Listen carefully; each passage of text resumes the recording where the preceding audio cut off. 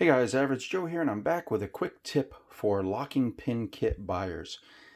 As many of you have seen in past videos, these are the OEM locking pins, and they eventually break along the shaft, which allows your selector dial to rotate and your plates to fall out of your dumbbells. And many of you know I've created this aluminum replacement. This is a permanent replacement. You're not going to have to replace this again once you install these in your dumbbells. Now, in the past, my recommendation was very simple. You would disassemble your crossbar assembly, take out your old locking pin and the accompanying spring, and then take your new locking pin, drop it into place, take your old spring, put that into place, and put your cover on, screw it back together, and you're done. But what I have noticed is that many of these OEM springs are just too weak. This is a very flimsy spring for the function that it needs to perform. It works okay with a plastic pin. It is not the best with a metal pin. I've used these in my dumbbells, but I've begun replacing them. Here's why. This spring, the function of it is to return this pin back to the out position. When you press this button in and let go, it returns the pin to engage and lock your dumbbell. But on occasion, it can get trapped like this, and the button doesn't pop back up, which means that your dial is free to rotate, and that is because this flimsy spring can't pop the button out like it should. The weight of this spring, the spring rate, is not great. Most of the time it will return the pin to the correct out position, but sometimes it will catch, just like what I had demonstrated a moment ago. So what I did was I looked around for a suitable replacement. This is a 0.6 millimeter spring wire, and this is a 0.8 millimeter spring. They're both approximately 10 millimeters in diameter, but the difference is huge. When I take this stronger spring and I put it into this assembly, now no matter what,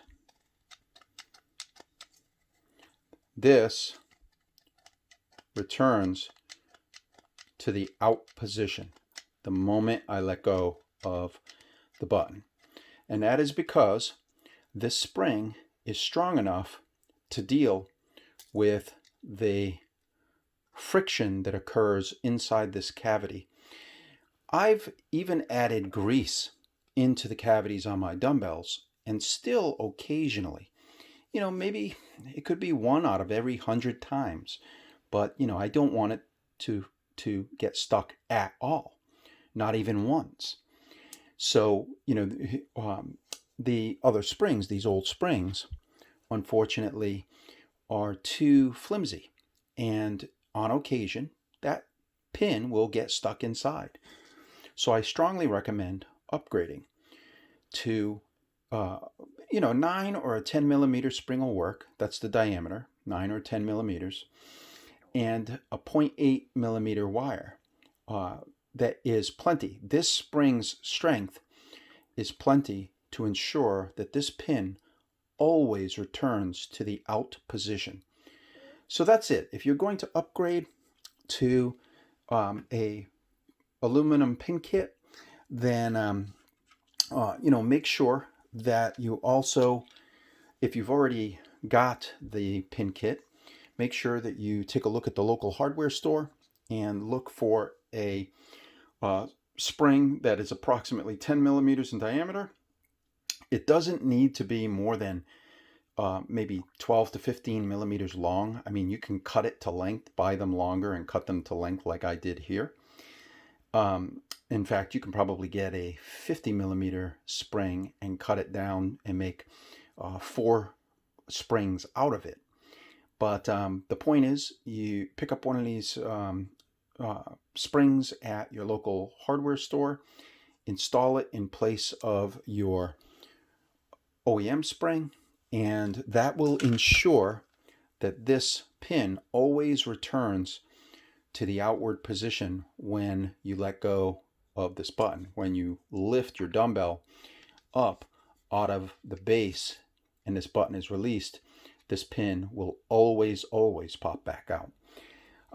In future kits, probably within the next 3 to 4 weeks, I hope to begin including some springs. I need to find a good source for a quality spring where I can get them in bulk. So I'm looking for that. I'll see what I can come up with. And for future locking pin kits, I'll just throw in 4 springs into the kit. If you are a current customer and you bought a locking pin kit and you don't feel like trying to source the springs yourself, then in about 3-4 weeks, get a hold of me and I will hook you up with a set of springs. I can mail them to you. So that's it. Super important. I think that this is a worthwhile upgrade from the OEM springs, and I hope you'll all consider doing that if you're going to be using the locking pin kit upgrade. Thank you for watching, and I will see you in the next video.